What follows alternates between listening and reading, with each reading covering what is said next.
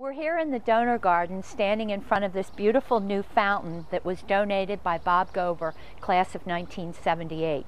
It's the caring and generosity of alumni like Bob that makes PCOM such a special place. I first worked at PCOM during the summers while I was a student at Penn State. Then several years later, I was elated when Tom Rowland called me to say that Mrs. Archer, his assistant, was retiring and he offered me her job. The rest is history. I worked in the college office with Nancy McCullen, Jim Wolfe, and of course Tom Rowland. We were responsible for everything non-academic. At that time there was the president's office, accounting, the college office, and the dean's office. The college office was a busy and fun place. We interacted with the students through the class chairman. We ran the interview process, sending out decision letters. I remember one year driving to City Avenue with all of the applicant folders because Dr. Meals in the Department of Radiology had a memory typewriter. All I had to do was type in the name and address, push a button, and the letters printed out. No mistakes, no erasures, no whiteouts. Our copy machines produced wet copies, which blew all over the office in the summertime when the windows were open. We didn't have any air conditioning. Mimeographing was done for all of our exams. I wonder if anybody remembers the smell of that purple ink. In 1973, we moved to City Avenue. On moving day, all of us packed things into our car, particularly the more fragile pieces like parts of Dr. Angus Gordon Cathy's Anatomy Museum. Our new campus was great, and we continued to grow. By the late 1980s, we decided to divide the college office.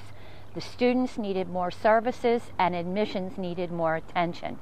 I opted to stay with admissions, which has always been my first love. I've worked with 5 presidents and 6 deans, all with different personalities and some unique perspectives, but all having the same common goal of making PCOM the best that it can be. It was rough going for a while back in 1983 when Tom Rowland died.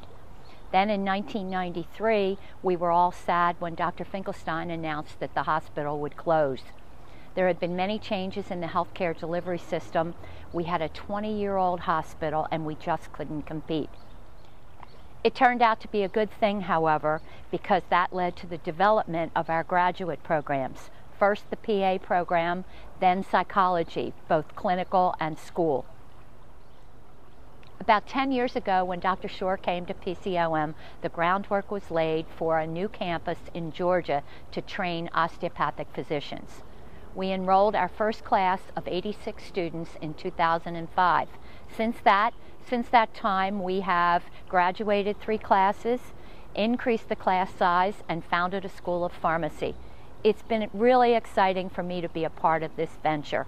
I think that Georgia campus is a gem with all kinds of potential for growth and recognition. One of my favorite responsibilities has been the coordination of commencement. Nancy McCullen has been instrumental in the planning of this event, and I couldn't have done it without her. I also have to mention Pat Lanuti and Mike Shank, our faculty marshals. They lead the procession and wear their funny beefeater caps. Many things have happened over the years which no one's ever known about, but 2 come to mind. The first is a number of years ago. We're getting close to commencement, and I find that the caps and gowns for our students hadn't arrived. I made all kinds of calls to colleges in the area. I even went so far as to drive to Drexel on the day of their commencement to see if I couldn't commandeer their caps and gowns after their ceremony was over. I lucked out by meeting the owner of a local company, and he assured me that he would get what I needed for our ceremony the next day. And then several years ago at the Kimmel Center, there was a bird flying around the flowers on stage. We realized it just before the ceremony was to start.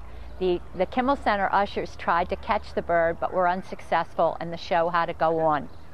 So the bird remained amongst the flowers for our entire ceremony, reminding of his presence from time to time. I've always enjoyed visiting colleges, speaking with prospective students and pre-med advisors about the osteopathic profession and selling PCOM. I've seen so many changes in what people know about us and know about the profession over the years, but we still have a long way to go. And I've loved meeting with the candidates when they come to campus for their interviews, and also working with the admissions committee as we make our final selection. When I first started, we accepted 115 students.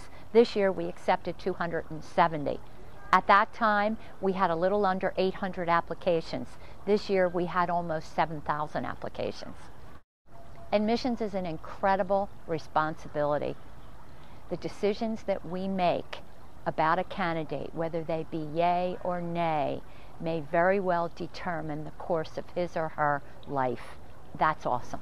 There have been a lot of changes in admissions, from our marketing and recruitment strategies to the use of the web, and even the way we process our applications. Long gone are the wet copies and the memory typewriter.